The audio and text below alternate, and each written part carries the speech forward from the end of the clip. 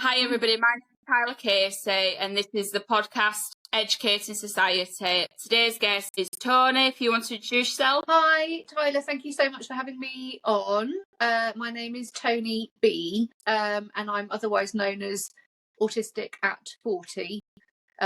So I'll stop there for now in case I end up monologuing, and then back to you. Oh, bless you. No, it's absolutely fine. But Toni, if you don't mind telling us all what you do day to day. Happy to. Yeah. So my day job, which I'm sure we'll come back to talking about a little bit, because I know we want to talk about career and work and trajectories and things like that. So I work in health policy for a health trade union. If you like, what I've always done for work is campaigning for policy change, which has ended up potentially coming in quite handy for thinking about disability and neurodivergence. So that's kind of what I do for a day job, and I am a relatively senior manager. I run a department, which is a policy department with kind of parliamentary activity and research as well. And I've been in that job for coming up to 7 years. And then I also, in my personal time, I also host my own podcast, which is called Autistic at 40, which I've been doing for just over a year, because I figured out that I'm autistic 2 years ago. And I'm sure we'll talk a bit more about that as well. Off the back of that, because a lot of people contacted me having listened to the podcast, I have also ended up creating an online community using a platform called Discourse. And I've got a few hundred people in there now, which is lovely, and it's called Autistihood.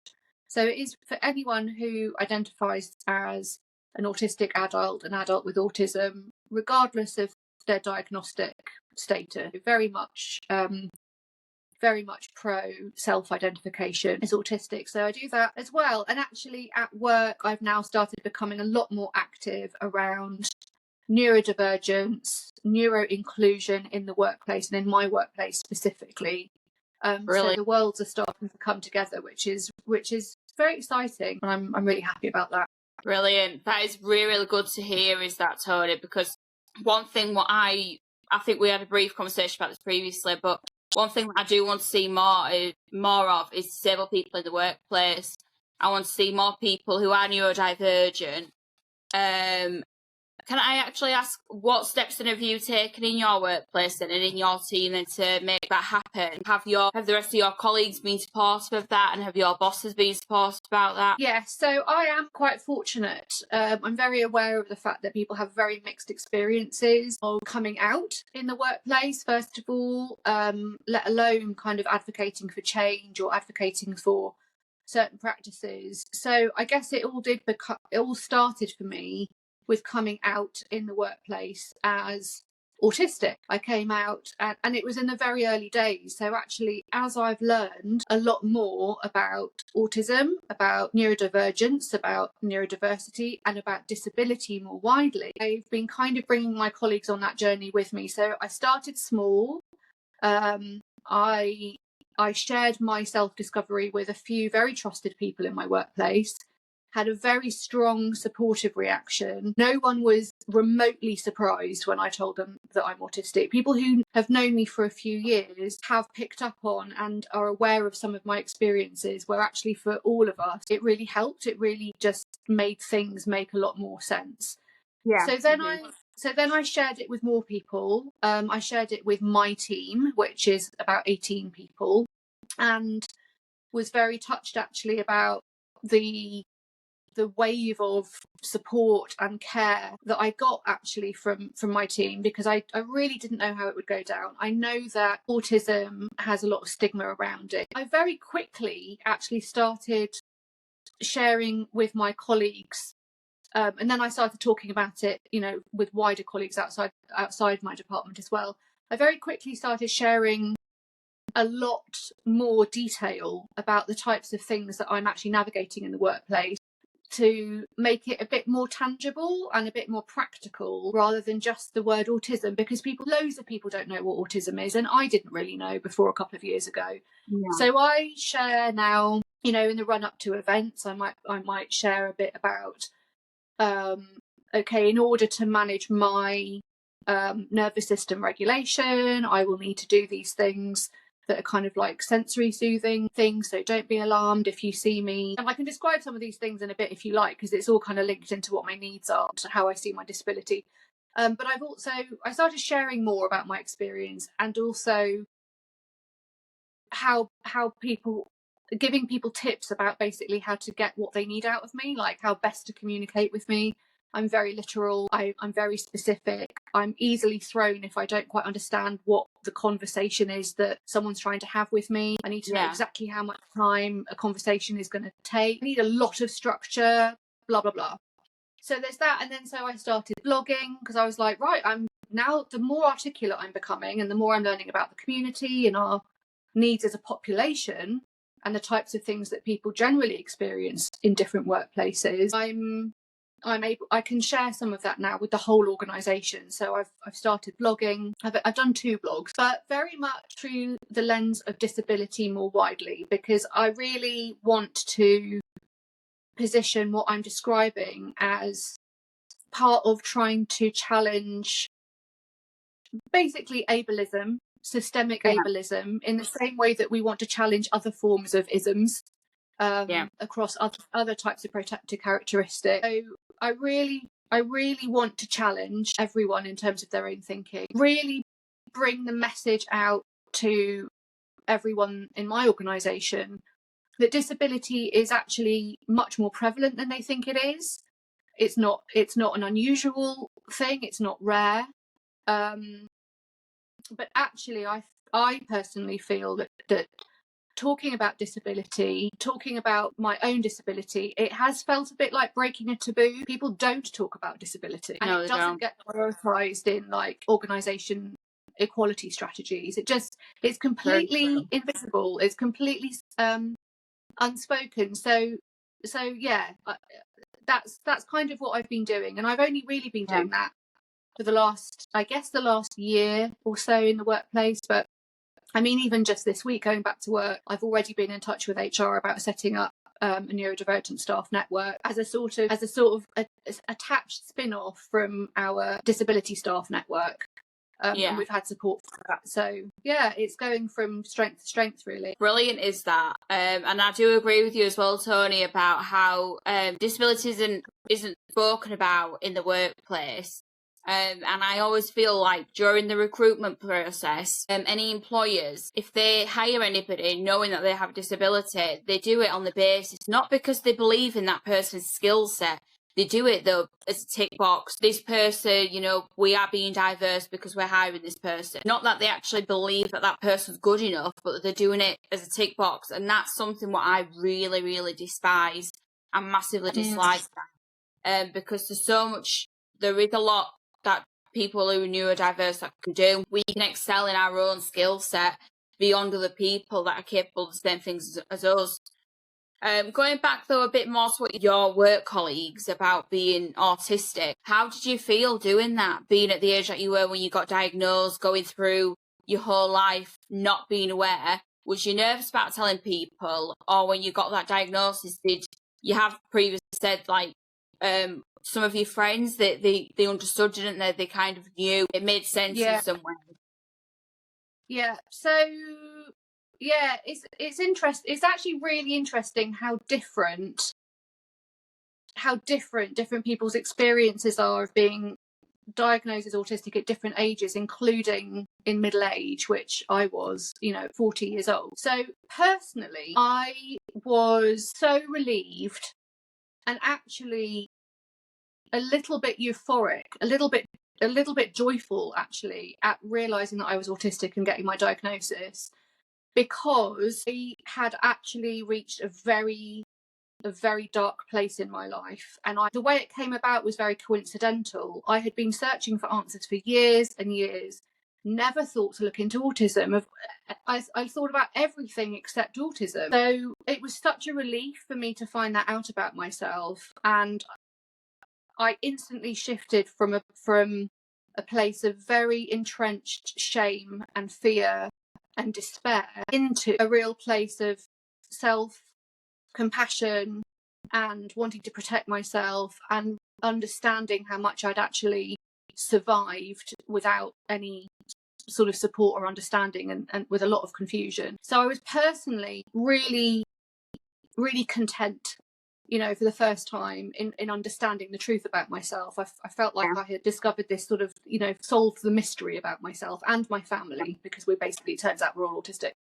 But I was very nervous to tell people. Why was that? Ultimately, well, I was nervous because of the perception that I'm aware of autistic people. And actually what's interesting is what I assumed the perception was is actually quite different to what other people assume the perception was. So I assumed that when I told people I was autistic, I would be written off as someone who would never be able to relate or communicate with people or connect with people in a way that would be acceptable to everybody else. And I would never be able to overcome all of the challenges that I've had in my career, my workplace to date, which I have had. I have been misunderstood, and my intentions have been misunderstood very often, which is very common for autistic people, because it actually can be well understood as a cultural difference. The autistic mindset is just very, very different to the non-autistic mindset. So we're often accused of being passive aggressive or saying things that we haven't said, ironically, because actually we do only say what we mean. We are very literal people, but we can't read between the lines, and we can't read the room, and we say things that apparently you're not meant to say because we kind of just name it, you know, that. So I'm initially like that, yeah. So initially I was nervous because I almost thought it would give people license to just write me off forever and be like, oh well, in that case we don't want people like that. But I really underestimated how much people cared about me. So I do feel very lucky in many ways, because what happened was, I was so surprised. Actually, what happened was people kind of said to me, oh, okay, that makes a lot of sense given the things that, you know, we know you've experienced. How do you feel about it? Is there anything that you need? It would be really helpful to kind of learn more about your experience. And I was really surprised. I really learned how much it really strengthened my relationships, basically, in the workplace. So I've been very fortunate. I know that a lot of people haven't had that kind of response. But then in my personal life, amazingly, what ended up happening was, as I started broaching it with the people in my life, and I don't have millions of people in my life, I've got a small number of friends I've known for a long time. I've got a partner who I've been with for 23 years, and I've got an older sister. Everyone I told to, they kind of said, right, that makes loads of sense, doesn't it, given everything you've been through? Amazing. Probably makes sense to go and get a diagnosis or get it formalised in some way. But actually what's happening is a lot of those people in my life are also discovering that they are autistic and neurodivergent in other forms as well. Because it's very unusual, as I'm sure we'll get onto, it's unusual to, or it's common rather, to be autistic and other forms of neurodivergent. Yeah. I were always told that to be neurodiverse, it's like bubbles, basically. So if you have dyslexia, then you're likely to have something else. If you're autistic, you're likely to have something else. And basically these bubbles seem to merge and overlap and stuff. And what you often find as well, a lot of people who are finally diagnosed with autism, they go down the road of being tested for ADHD, for Asperger's syndrome, for ADD. When I was a child, I was assessed for ADD, and I don't have attention deficit disorder. I definitely do have a very short attention span, but it was never formally diagnosed that I had ADD. I think because the neurodiverse is quite I don't know what the correct word to use is. It's such a wide spectrum, isn't it? Such a broad spectrum. It's difficult to put exactly. It's difficult to put one person exactly pinpoint that is what you've got, that is what you are, this is where you belong in life. It's difficult to pinpoint that. And actually, to tell you the truth, that's why society struggles to deal with neurodiverse people, because for a lot of people see things.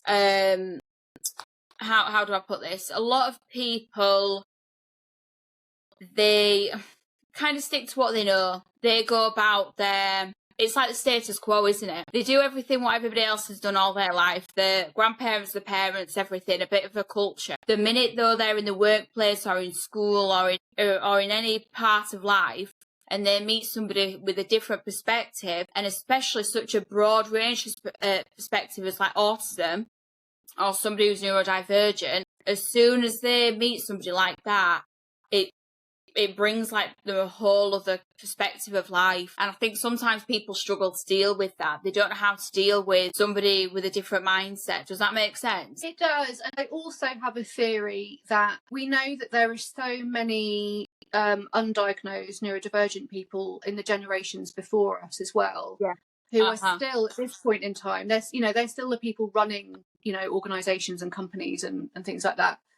And I think that either the way we are and the way we live and the way we communicate and the way we see things, it's either just incredibly unfamiliar and confuses people, but I also think that it might also be it might also trigger insecurities in people who are, there's a concept, isn't there, called masking as neurodivergent people. So there are so many people who are still masking, either because they're neurodivergent and they don't know it, or they have complex trauma that they've never really understood. They're masking for other reasons to keep themselves safe, even though they've got really quite significant unmet needs. And I think sometimes when you're starting to unmask, which I have been, and I'm starting to live authentically as a confident neurodivergent person and professional, I think sometimes that can trigger almost like an unconscious resentment, or trigger other people's shame when they don't know it. I'm really fascinated in all of that kind of the trauma responses we have, and actually the workplace I think is a deeply traumatic environment unless we're all consciously, I think, as leaders in the workplace, consciously trying to create a safe, inclusive environment, whether that's around neurodivergence or disability more widely, or other protected characteristics, or for carers and for parents, and for all of the diversity of community. Unless we're consciously working on inclusion, I think the workplace can be a deeply traumatic place. I totally agree with you there completely. I mean, I have had some traumatic experiences in the workplace that have been really, really terrible. And even as you said about people masking, generations before us masking their disability, I totally agree with you there, because I know people in the workplace who have even said to me before, when I've spoken about the disabilities that I have, they've said to me, none of that ever existed when I was at school, none of that existed when I was younger. And I said, doesn't mean though that it doesn't exist. Just because you didn't realise it doesn't mean that it didn't exist, or it doesn't exist. And I still just meant that people were excluded. That's all it meant.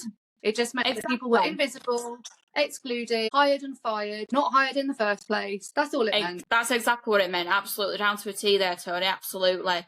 And I think as well, if we went back and assessed the older generations before us, they'd be surprised. Every single one of them would be on some spectrum somewhere, whether it was severe or whether it was just traits of a neurodiverse.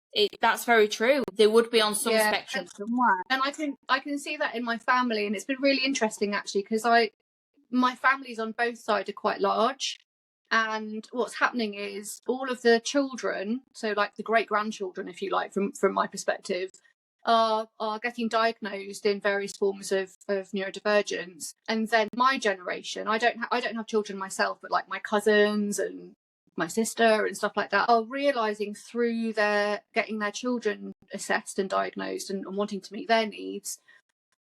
We're all seeing it now at our generation, and then we're looking upwards at the aunts and uncles, the grandparents, and we're like, okay, this answers a lot of questions that we've all had about our families.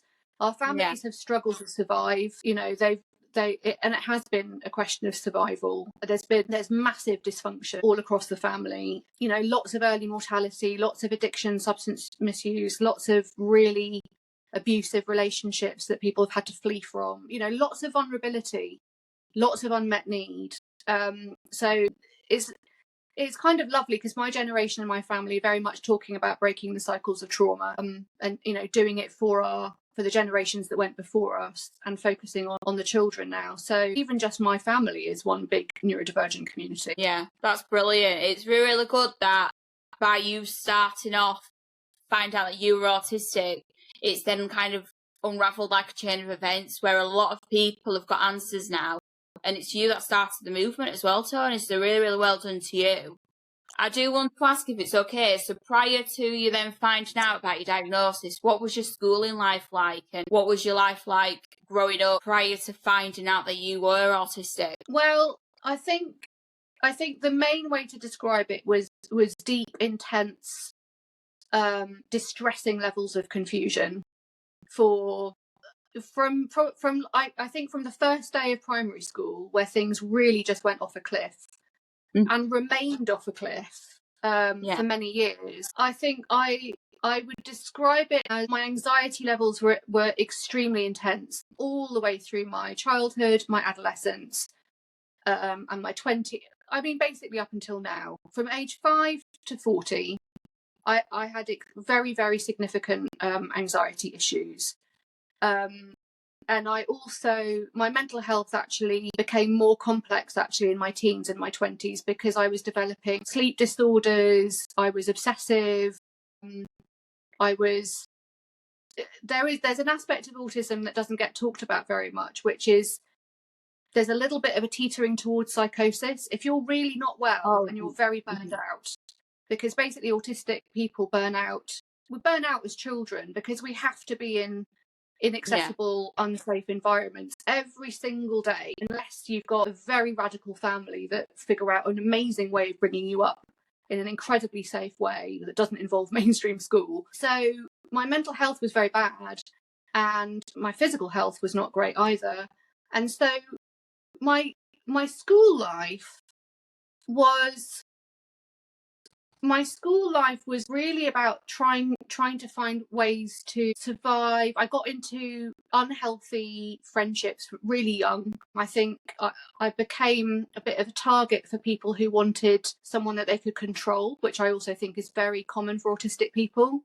We attract people who've got different levels, different types of trauma, who want someone to just hold and be theirs. So I got into lots of very unhealthy friendships from really young. But the one thing that I think, the thing that, if you like, kept me like under the radar in terms of anyone even considering that I had any support needs, was the fact that in terms of my actual abilities, I've got a couple of academic abilities that are exceptionally strong. And then I've also, we talked about this when we were chatting, about the neurodivergent spiky profile. So neurodivergent people are often... Tell me more about that. Actually remarkably freakishly good at maybe like one really specific thing, and then every other aspect of their learning and their school education experience and their life is barely hanging on by a thread.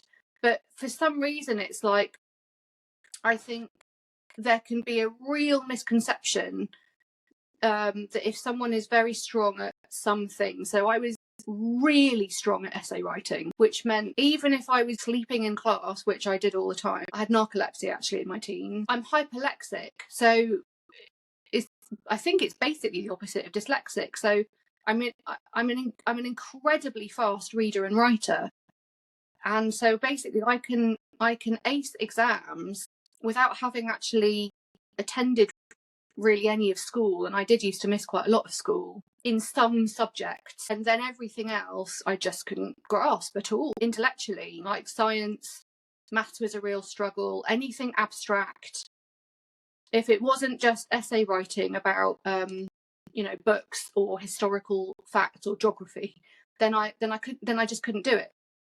So basically what happened was I had a reputation for being very strong academically, but I was very unpopular with my teachers and people at school because they all thought I was irritating. I was like, and it's a very classic autistic experience because there was always something wrong with me. I was always misunderstand other aspects of being at school. I was always exhausted. I was always missing instructions. I couldn't handle PE, so I used to bunk off PE and hide on the school property. Like I used to spend a lot of time hiding. And the older I got, the more I would try to just not go to school at all, but I would still show up for exams and kind of do fine. So yeah, it was lonely basically. And by the time I finished schools, I had my exams, but I was an incredibly isolated, confused, unwell young adult. And it was a very risky time actually. 18, 19 was I was really desperate at that age. Yeah, I don't know if that resonates at all. Yeah, I mean, Toni, I massively feel for you there, and it really does actually resonate, because the reason why I feel for you so much, because one, being a teenager is hard enough. You're trying to find out where you fit in, you're trying to get to know yourself. We're all going through so many changes as teenagers, from a child to a young adult, etc. And then high school is a really difficult time, trying to fathom out friendship groups, etc. And I actually also felt at high school, I felt like high school were a lonely time for myself as well. I mean, I think I'm right to say that I'm probably quite fortunate in the sense that I knew what my disabilities were at high school, whereas I can only imagine how difficult it must have been for you, because you mustn't have been able to fit in and you didn't understand why. Am I right in thinking that? Yeah, and I think, yes, I didn't know and no one else knew. So what happens is you end up getting a reputation for being a very difficult person, a very demanding person, a very oversensitive person who's got a temper, who can't read the room, who does weird things. You know, people would talk about me because they would hear about a weird thing I'd done at someone's house, because I'd completely got the wrong idea about what the social context was, weird things that I did around boys. You know, because I just had no concept of what was happening. I was confused all the time about the social context. You know, I have to say, I was not bullied. I consider myself fortunate in that, because a lot of disabled people, a lot of neurodivergent people are brutally bullied. I wasn't. I was sort of, actually, I think what it was is because I always was in these really intense one-to-one friendships, usually with someone who on the periphery of a social circle, and then they would need someone, as I mentioned, who they could kind of treat as a bit of a pet, but they didn't quite have the social status. It was all a bit weird. So I would also then, I think, like the wider social circles and stuff at school, they'd almost be like, oh, well, that's such and such's best friend, and they're a bit weird, but we just leave them to it. So that was a bit of a theme. All the way through. You know, when I became an adult and I was like a young adult, all I felt when I thought about my life up until that point was shame, because like everyone around me, I assumed that I was not disabled and did not have any cognitive impairments and did not have sensory processing issues. I made a lot of assumptions about things that I should be able to do, and I should be able to understand, and I should be able to just wake up one morning and be different. And everyone in my life was also telling me the whole time that I was growing up, Toni, I don't understand, you're a bright girl, why would you do this thing, and why would you say this thing, and why wouldn't you understand this thing? So that's and also I had anger problems, which I now understand were A, burnout, and B, I was having meltdowns. I was having autistic meltdowns, which can look quite aggressive. And I get very physical. You know, the autistic meltdown, when it comes up in the body, it's a nervous system combusting. It needs to be, you get a lot of adrenaline, a lot of cortisol. You do actually need to release it physically. But because that's not allowed, you can't trash a room. And I would want to. I used to think, I wish I could smash a window. I wish I could. I really wanted to be able to do very aggressive things to release all of this. But because you can't do that, it's just not allowed. And I would have been punished by my parents if I damaged any property in my home and school, all of that stuff. I pushed it all down, and it would come out. It would just come out as anger. So I was just angry all the time, the time, as a young person and as a young adult. So I had a reputation for being an aggressive person. That's another side to where neurodivergence or misunderstood. I'm similar to you in the sense of I like what was said the other day. I'm quite straight to the point, and I'm quite matter of fact about things, and I always ask questions where people say to me, you can't ask people questions like that. Whereas in my mind, I just want to know. I'm only asking because I want to know. I'm not asking them to be rude. Exactly. And so, and I don't particularly have a filter either. And I also as well don't understand it. You know that saying when people say beat around the bush? I don't understand it when people to me, they have to be straight to the point. They have to be upfront. They have to say things, even if it sounds rude, but they have to say it in a very matter of fact way of speaking, because I don't understand all this sugar coated flowers and daisies. I don't understand none of that. And then I'm very much like, what are you trying to say? I don't understand what you're saying. And so they have to say it. Yeah. They have to say it very factual and realistic. Just back to the high school perspective. Another part what I can relate to is when you were saying how lonely you felt. I had lots of ear infections throughout high school, and again needing to trial different medications and stuff. I used to have an ear infection. I do actually have ear infections all the time, but now they're a lot more managed and a lot more controlled because I've got the right medication. However, back in high school, when I was still trialing out all this medication, I used to regularly have ear infections, and I used to be called custody a lot when my hearing aid were whistling a lot, and I just used to be sent out of the room, and I had to deal with that by myself. And being 14 years old, I didn't even understand my own disability. I didn't. I was still learning it as it was. I was in physical pain because of all the surgeries, because of having ear infections, and then having to deal with something like that by myself at such a young age as well. It's really, really difficult. Yeah. So education providers and employers have a duty of care. Having said that, I'm going to own up, and I've talked about this on my podcast. When I was a highly masked, very burned out, at my wit's end, neurodivergent person in the workplace, I actually was also not particularly empathetic to people who had needs and who came to me asking for their needs to be met. And I understand, I can see what was going on for me psychologically then in hindsight. So I do think it comes back to actually when we're kind of like, when we have no choice but to come forward and say, I've got these needs, it can trigger a real harshness in people who have had unmet needs, where they're like, well, I just had to pull myself up through school, and I had to, but the kind of thing you're describing, there is zero excuse for not supporting a young person with those kinds of experiences. There's no psychological explanation from my perspective about that. I think that's cruel. I really do. As well, Toni. But the funny thing is, though, too, as you were saying, I love what you've just said there, because the thing is, it's whatever you did, like in the past, or however what you may have said wrong to somebody, or how you may have not supported somebody when they came to you. I think the fact that you're accepting that and you're admitting where you went wrong, that's already growth from yourself right there. That's the right thing to do. Whereas there's still people to stay, though, who won't do that, because I think it is a lack of care and a lack of empathy.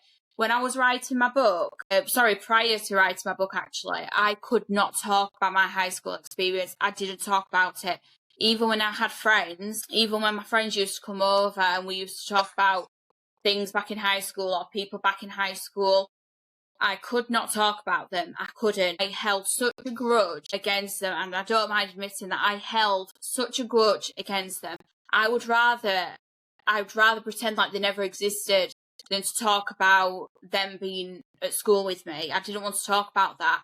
Whereas when I was writing my book, when I was writing it and I spoke about the things that the bullies did, the things that bullies said, what I went through and stuff, what kind of shifted my perspective and made me kind of see sense was I realised once I wrote the book that I was talking about myself as a child dealing with other children.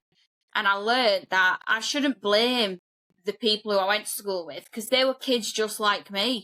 They didn't know any better than I did. But then it did make me kind of shift my blame and feel really, really frustrated towards the teachers because, like you said previously, Toni, they do have a duty of care.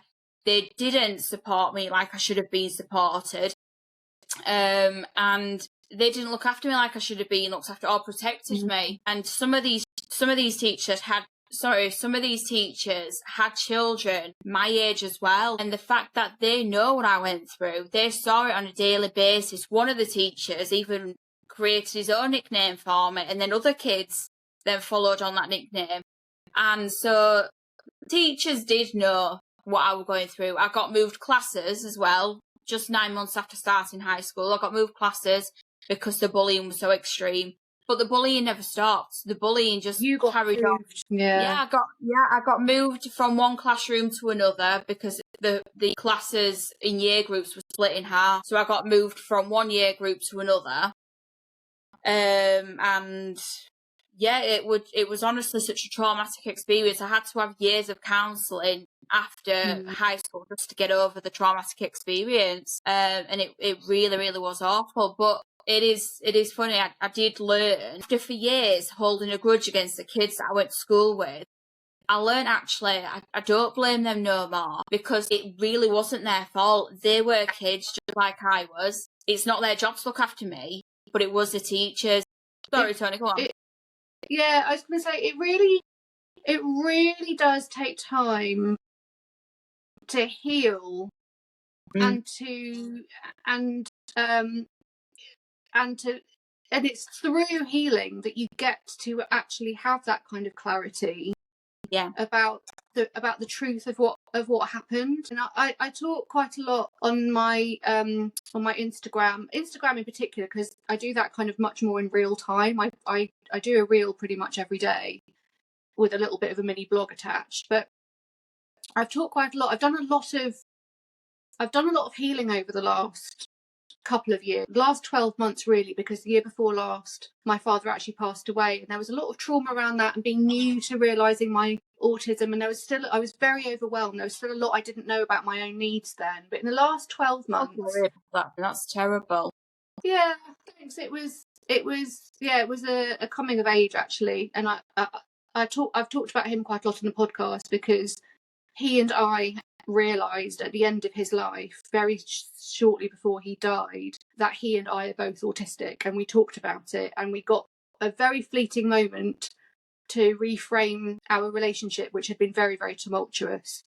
But yeah, there's been a lot, and actually because of that, what I was going to say was I needed to actually engage with the process of healing and let myself feel a lot of grief, and I had masses of a deep well of sadness and a huge amount of anger that I've actually really invested in myself to be able to let all of those things move through me and be released, and not try to push it down or not try to distract myself from it. And it's only through allowing myself to really go there and let it all come up and really feel it and express it and not deny it, that I've been able to move into a place of understanding the actual limitations on the people in my life when I was growing up. You know, I was very angry with my parents for a long time for completely neglecting my needs. And whilst it is an objective fact that my needs were neglected and I went through a lot of things I wish I hadn't, I'm also looking at them as undiagnosed neurodivergent people with a massive amount of their own trauma. And I can kind of look back, and I think, without minimizing my experience, I can look back and kind of say, actually, they both genuinely did do their best. It was lacking. It was problematic. You know, I wasn't particularly safe a lot of the time, but they actually had no more available to give me. They gave me everything they had. And so, yeah, I think sometimes it's a process, but it's good to be able to look back and think, well, actually, who is accountable? Where did things fall down? And actually, it's systems and it's institutions that are accountable. It is education providers. It is primary care providers. It is, yes. it is employers. It is, policymakers. Yeah, to consolidate it, it's like society and it's individuals of society and what the perceptions of what society are and things like that, really. I think in order to change these perceptions, it needs to start off at school. The younger the better. Going through school, understanding what a disability is, how it affects people, understanding that not one person with autism is the same as the next, or not one dyslexic is the same as the next, etc. And it's just about broadening people's perspectives, and knowing basically just knowing that everybody is different and not just saying it, not just saying that cliche, but really believing it and really respecting how people are different and making everything more inclusive, making schools more inclusive, making the workplace more inclusive, just a lot more. But I think, as we were also discussing, and and again, I've this is a message that I put out, into whoever's listening to my stuff. I believe all of that, but I also know that it's only going to happen if probably our generation, people who are, we're part of the active fabric of society. We are on social media. We understand, how to get messages out. I think that kind of change is only going to happen if we're leading it, if we're demanding, if we're vocal, if we're unapologetic, if we're also developing resources, developing practical guidance, innovating and saying, look, this is what it looks like. This is what an inclusive school looks like. This is what, because I mean, personally, I think the education system needs a radical overhaul and redesign. I think it's so far gone, even for children who don't have any specified needs. The education system is so extreme in its demands on children that I think all children are burning out. So disabled children and neurodivergent children and children with other, additional needs are just beyond disadvantaged right now by the current system. But change is only going to happen if all of our generation are basically very, very vocal and really take action. So I'm very keen on, I'm not a parent, but I'm very keen to do whatever I can to amplify and actively support a lot of the sort of special education need reform campaigns that are developing around the UK that are grassroots parent-led campaign. And I'd like to know more really about the sort of the wider, because I tend to, my vantage point is very much the neurodivergent community. But I really think, or any of us who can, because obviously there are some people who are too burned out, some people who are too disabled, that's fine. But those of us who can, we have to be active, which you are, and I am. I really do urge people to think, what capacity, if any, have they got? What skills and knowledge have they got, to contribute to the agenda, basically. Brilliant. I love that. That is so true there, because what I'd like to see as well, though, is for things what happened to me not to happen to those future children. I definitely don't want history to repeat itself. How do you feel from your perspective? Yeah, well, as I said, I've got and I do think about autism specifically, although I don't think autism is more important than any other form of disability, but it's something I currently know lots of autistic children just through my own personal networks, I can see what they're experiencing. I can see that they are teetering into poor mental health, certainly, starting to get into poor physical health. I don't want them to go the typical complex trauma trajectory that all of the autistic adults of my age have been through. I don't want that for them. So I feel like this is really urgent. Every single day that things are the status quo is a day too many. I know who are really struggling to attend school, but not only are they struggling to attend school, but when they're at home, not at school, they're having an awful experience because they know that they're already being excluded. They know that children. I know children who are really worried about their future. I know young adults who are really worried because they're like, how am I meant to survive in this world, let alone earn a living and get a roof over my head? And there's a reason that neurodivergent people are at high risk of suicide. Yeah, absolutely they are, yeah. Do you know, I'm so glad actually that you've said that, because they are more so than everybody else. But when we talk about mental health, we only think about it, how it affects everybody, but never once have I ever heard any TV campaign talk about those with neurodiversity and mental health issues. I know Rose Aileen Ellis, she's a deaf girl, and she has spoken before about the mental health issues in the deaf community. And she said that the deaf community is so small already, but yet they have double the mental health issues that everybody else has in society, and they're already so small. That's not spoken about. Mental health issues and suicide issues in the neurodiversity community, that's not spoken about, but it is a massive problem. They've gone, autistic people, they're a high-risk group. We don't know why. The autistic community knows why. Yes. I think for all marginalised groups, so I think there are a lot of parallels, I think, in terms of disability inequalities. There are parallels in race inequalities, where it's not understood by policymakers that these are traumatized populations. Yes, so what gets described as anxiety is actually a pathologizing and attributing anxiety in a person as if it's completely irrational, when actually what we're talking about is long-term sustained complex trauma.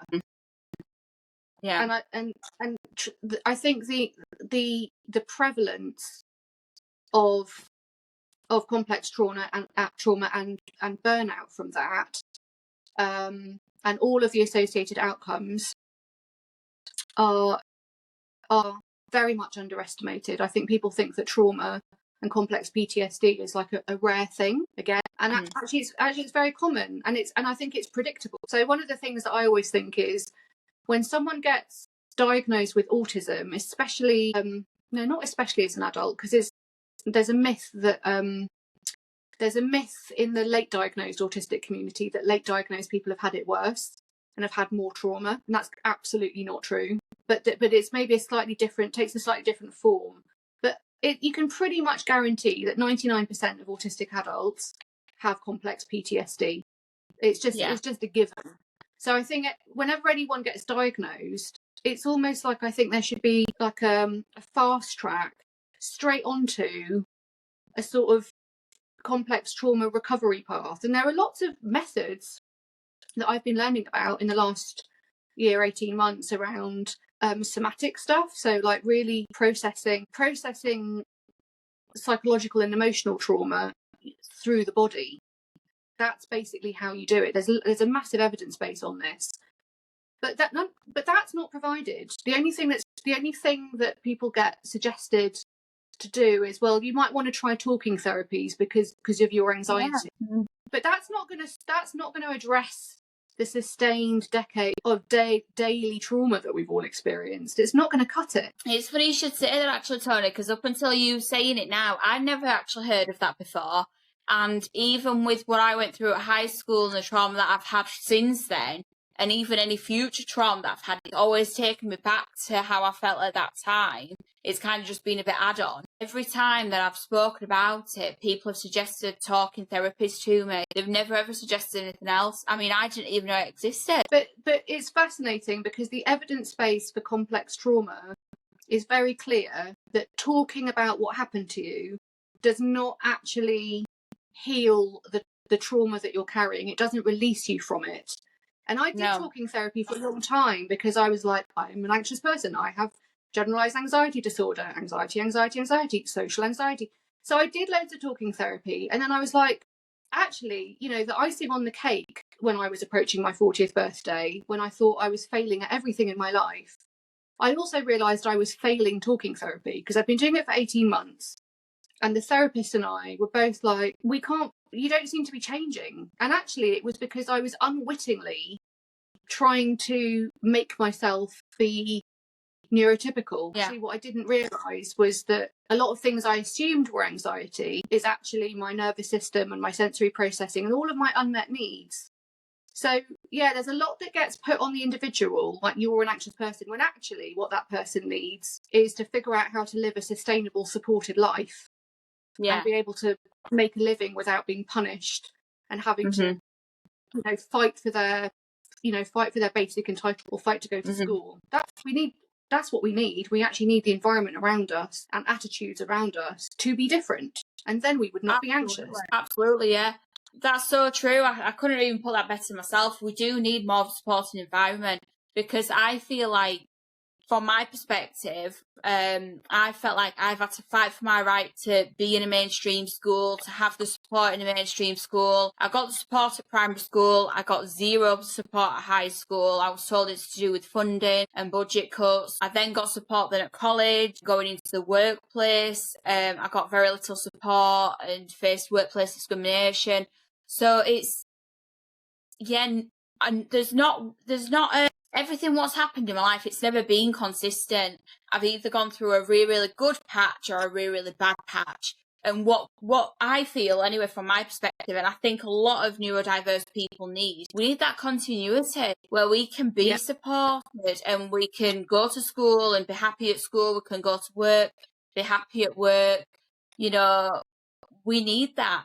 I know from my perspective, it does me no favours not knowing what environment I'm going to walk into the next day. That does not help me. It doesn't help me at all. Yeah, I really agree with that. I think I think that's one of the reasons that adulthood is traumatic for us, because thinking about autistic people specifically, neurodivergent people more widely, disabled people more widely still, like different, types.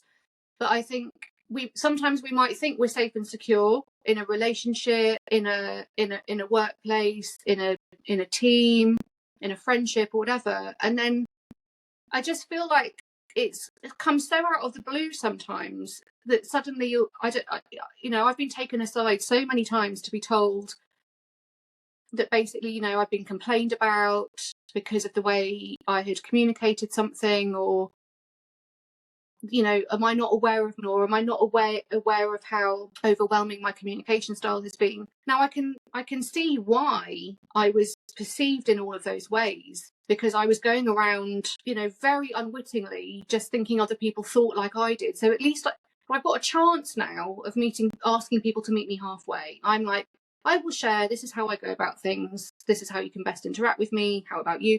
So we can at least have an open conversation. But I think the shock, like there are so many times where I would be, moved, to a new boss, or have like a new boss come in, or new people come into the team who I hadn't figured things out with, or every time I moved to a new job, we were talking about this as well, weren't we? Like how difficult it can be being new and having to make all of those relationships and figure everything out. But when it goes wrong, when it goes wrong, it's often a real shock and the result of some kind of change or being misunderstood.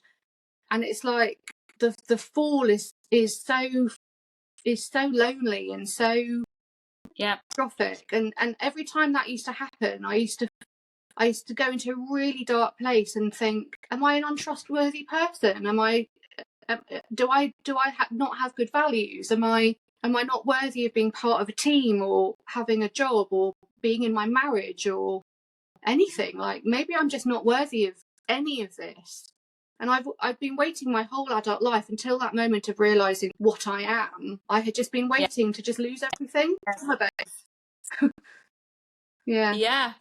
Well, it's traumatizing in itself, isn't it, though, to live like that, though, isn't it? Because you're always living on your last nerve, and that's just terrible.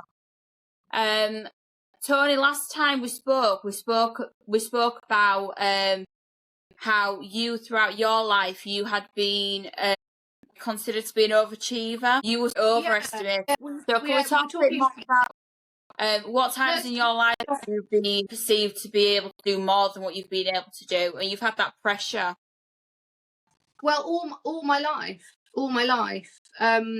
So it basically means because I've got that level of disability, which is partly social model disability, where I'm disabled by the cultural and societal norms around me, you know, the traditional cultural expectations of people. So I'm partly disabled by that, but then I've also got cognitive differences, information processing differences, of lots of different types, and a different developmental time frame. That's what's typical in autistic people. It takes many years to understand, different types of contexts and what's normal in different contexts and what's expected. I don't have a very clearly obvious intellectual disability. I never, basically, because of never hitting the radar of teachers, basically, or anyone, where they'd be like, oh, this is clearly a child who is presenting with disability, or the classic assumed presentation of autism, because I started masking from very, very young and suppressing everything. So it just meant that from the very beginning, all the way through primary school, all the way through secondary school, at university and everything like that, it was expected, it was always expected that I was capable of more than I actually am. And that is just a fact. So it meant that I was always perceived as being distracted, not prioritizing my studies or my job, that I was accused so many times of, clearly you must be socializing too much, you're so tired all the time. I would fall asleep in class right in front of my teachers' faces because of my sleep disorders. It was all, there was always a, well, you are going to get high grades in all of your subjects, and you are going to get your A levels, and you are going to go to university, and then you are going to get a graduate job. Yeah. Now the fact is, I think some people will say to me, well, it must be a good thing that actually all of those things were expected of you because you did them, didn't you?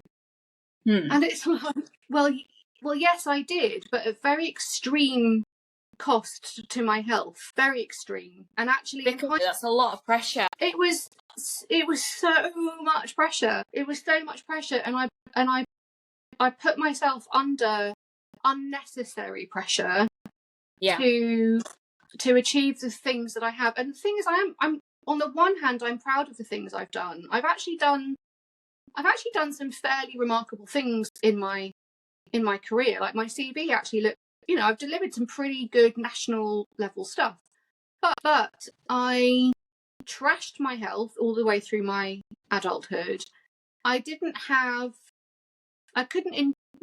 never got to enjoy anything. I never got to have a life.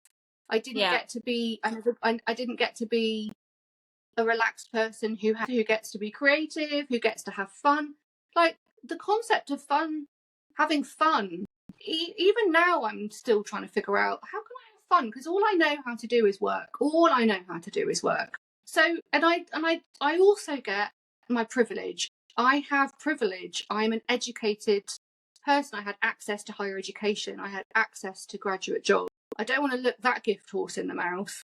I'm grateful for the privilege I've got. Yeah. But I would have made different choices if I had understood the reality of my experience and the reality of my needs, because actually I did all of those things with extremely poor mental and physical health, insomnia, nightmares that I wake up exhausted from every single day and still do. I just did it with a lot of distress, and I got into a very dark close to suicide place a few times. And I'm just like, you know what? I could do without some of the things on my CV, actually. I would trade that for a life that had good times in it.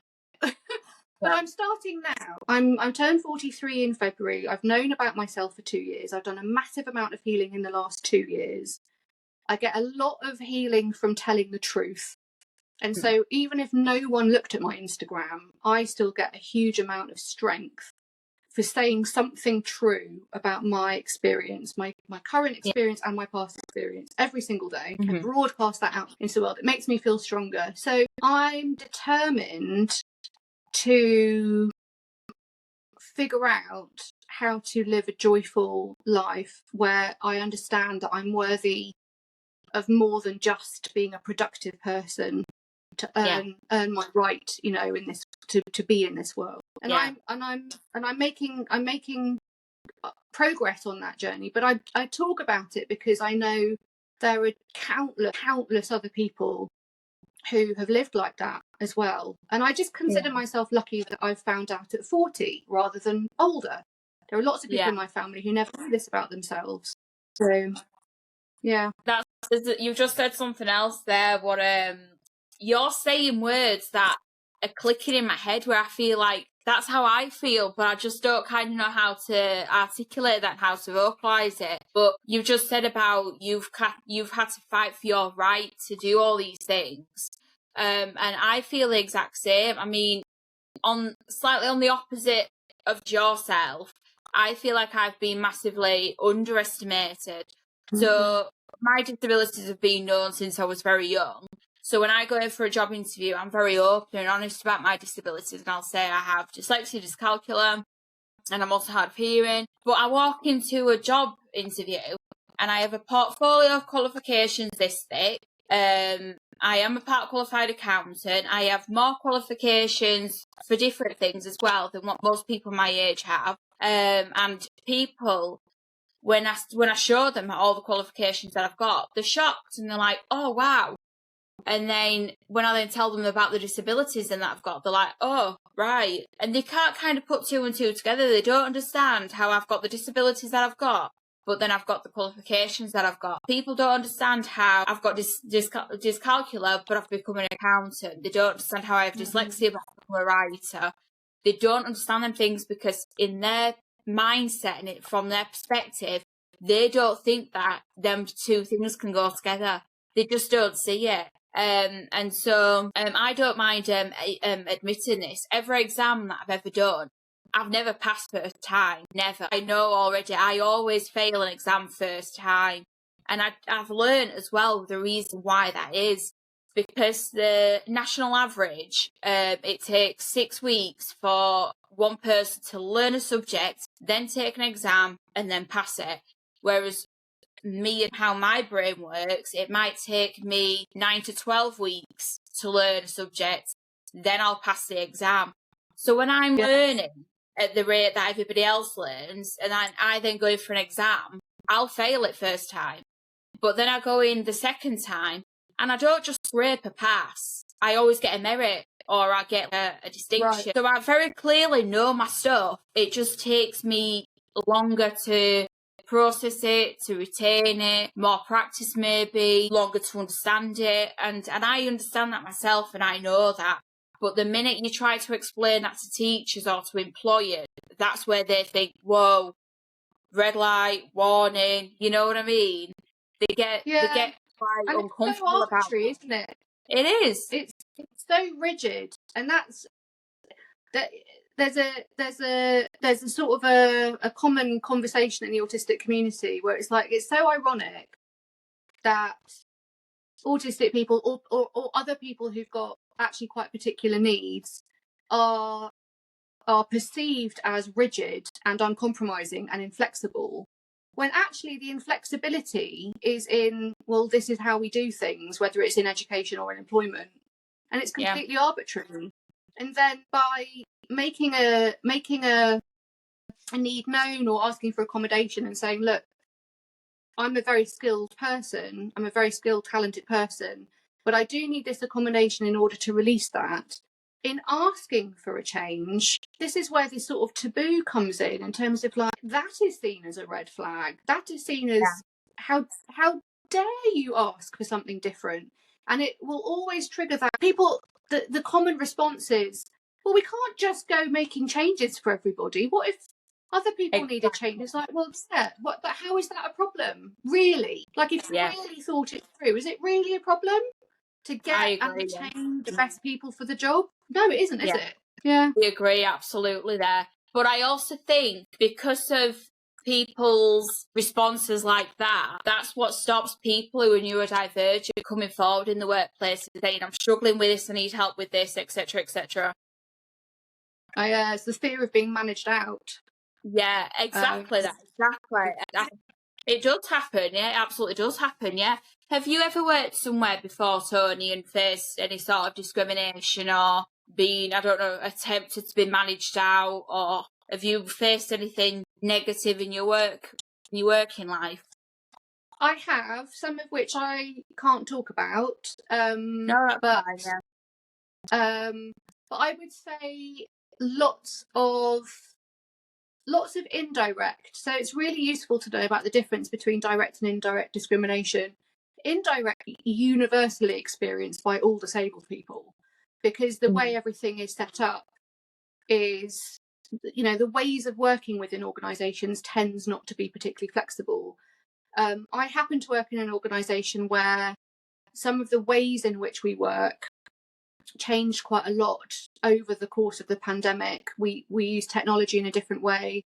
We don't have to attend in the London office every day anymore like we used to. So I'm lucky because the nature of the work that I do in the organisation I work, there is now a culture of flexibility in general, and I'm really tagging onto that and kind of saying, hey, you know how we're thinking a little bit differently about the workplace? Well, there are actually there's wider stuff that we should be building in as well in terms of inclusivity. But I haven't experienced direct discrimination. I do know of people who, talking in the autistic community, I do know of people who, as soon as they disclosed, it was used as a bit of a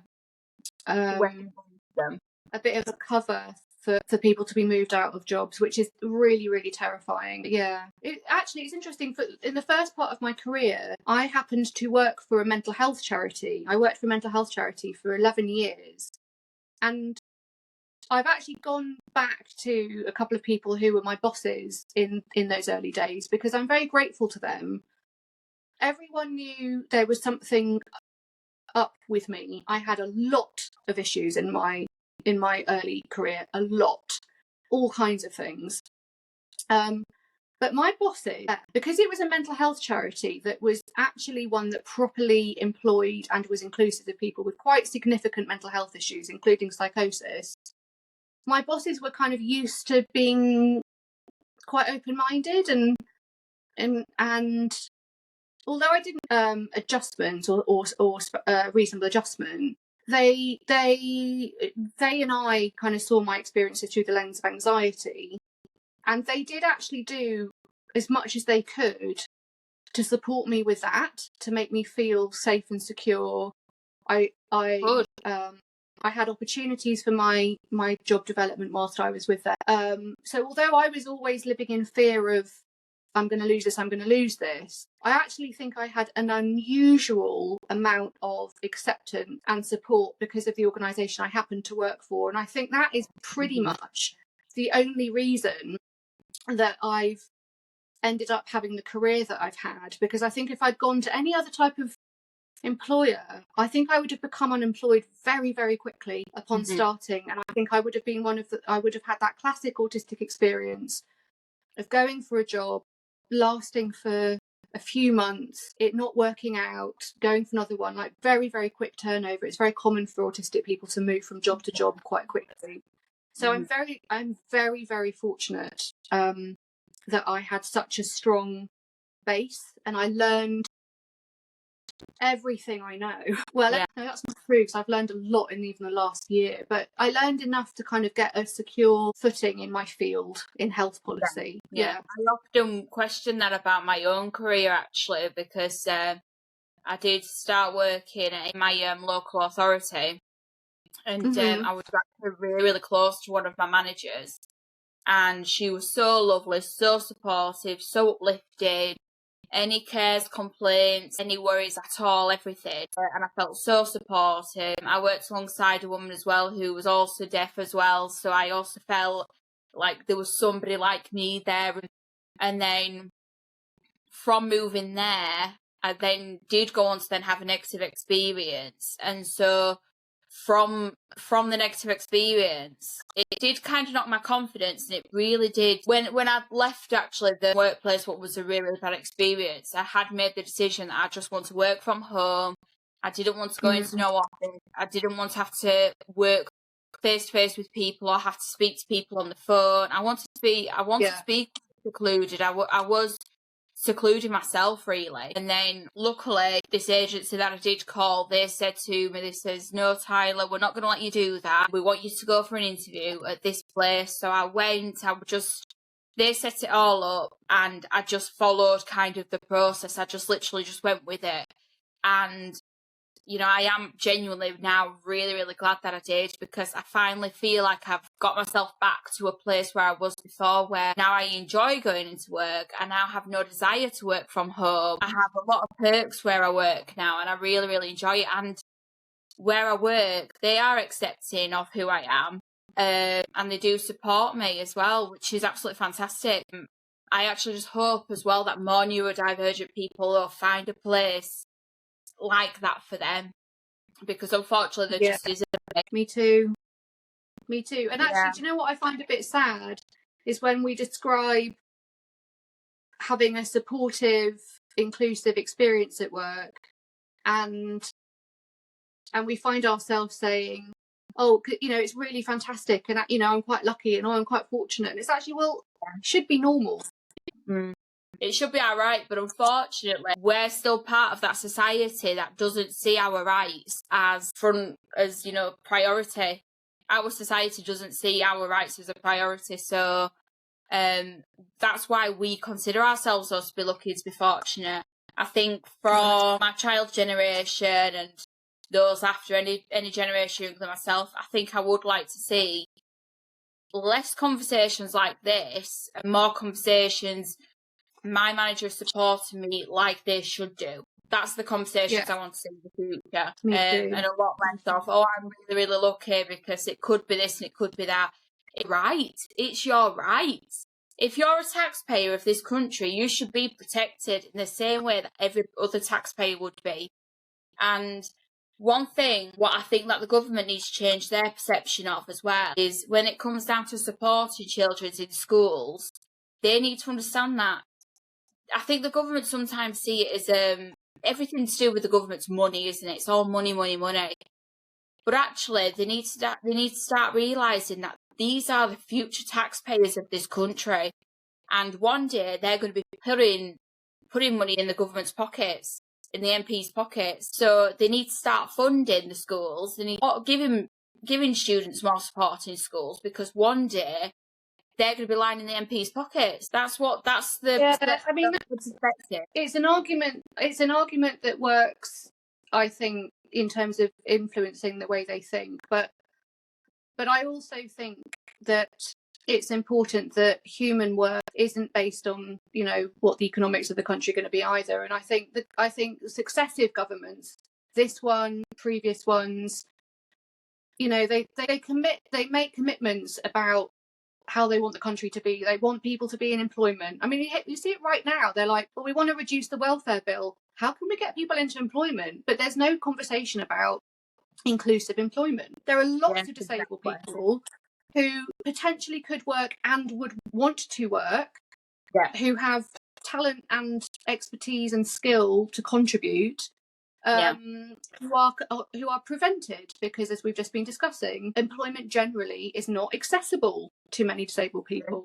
And they talk about wanting to improve health outcomes and wonder, you know, why people have such poor mental and physical health, and they talk about wanting to, again, prevent suicide or prevent this and prevent that.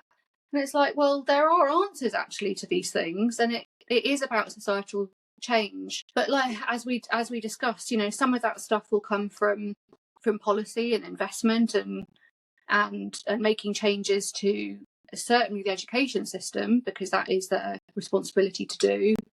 But some of it is about cultural change, and that is something that only, I think, we the people can force that by, you know, telling the stories, having the conversation, telling the truth. I've got this little mantra in my mind that's about telling the truth. And I just think I was prevented from telling the truth for so many years, even about, you know, what was happening behind closed doors in my home, because the dysfunction was really extreme.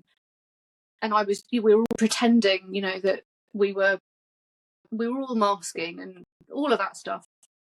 So, you know, there are members of my family, my extended family, who are a bit uncomfortable maybe that I talk so much about everything.